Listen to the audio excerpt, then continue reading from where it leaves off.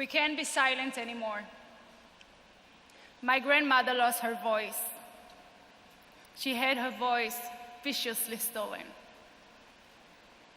And now, it's our responsibility to tell her story, so the world would know. My grandmother was born in France. During the war, they escaped to Brazil. After marrying my grandfather, they moved few years to Canada and then come back to France. I remember a story she told us when she was about 8 years old. She went to school with her beautiful dress and her well-done hair like every day. Except that day, she was forced to wear this yellow star on her. That day, her classmate of her called her a dirty Jew. My 8 years old grandma didn't know what it meant to be a Jew, but she was so offended to be called dirty that she got into a fight. Now, when my grandma told us this story, she was happy. She was smiling, she laughed, because that story ended when she kicked that girl's ass.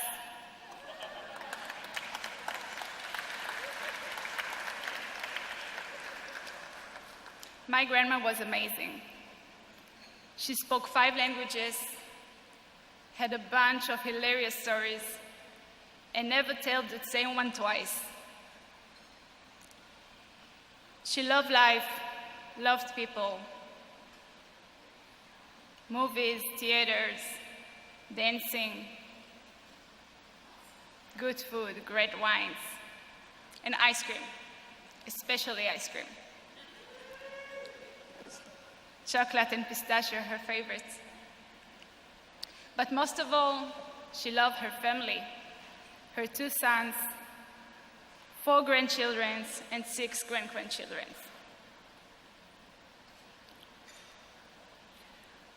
My beautiful 85 years old Holocaust survivor grandmother was murdered 6 months ago by 2 Muslims in her apartment in Paris.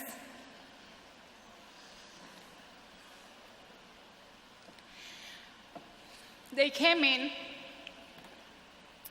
I suppose she was sitting in her chair because she couldn't move, she couldn't walk. God's known what they did to her. What we do know is that they stabbed her 11 times. And if it wasn't enough, they burned her in her apartment. Can you imagine your grandmother stabbed, burned? Can you imagine your grandparents' house? All the memories, all the photo albums, everything's gone, ashes. Can you imagine my grandmother last minute, wondering why? Why is it happening to her? Why did she do wrong? Why?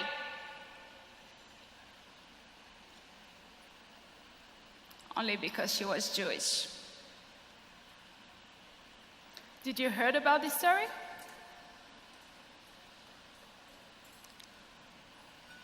Is it the name Mirielle Knoll sounds familiar to you?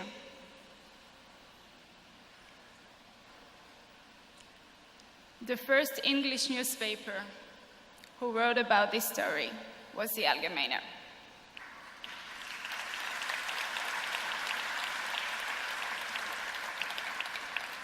The first English newspaper who gave my grandmother a voice was the Algemeiner. And they gave me a voice and an opportunity to be here tonight to tell her story. And I thank you for that. Israel, where I live, was found on the promise of never again. Never again. Jews will be killed for being Jews. And that's why we have the strongest army in the world.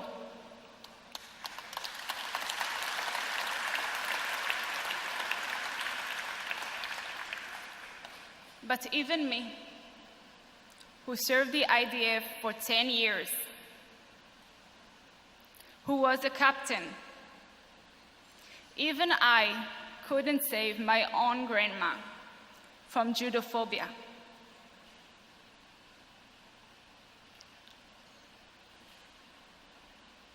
How do we make it stop?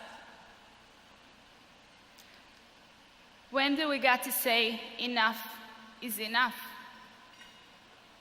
We have students get bullied on a daily basis for being Jewish. We have little children shot to death in Jewish schools. And now, grandmas being murdered in their own house. Isn't it enough already? How do we end it? We end it by telling our story, so the world will know that we have a lot of work to do. And that's why we need to support the Algemeiner.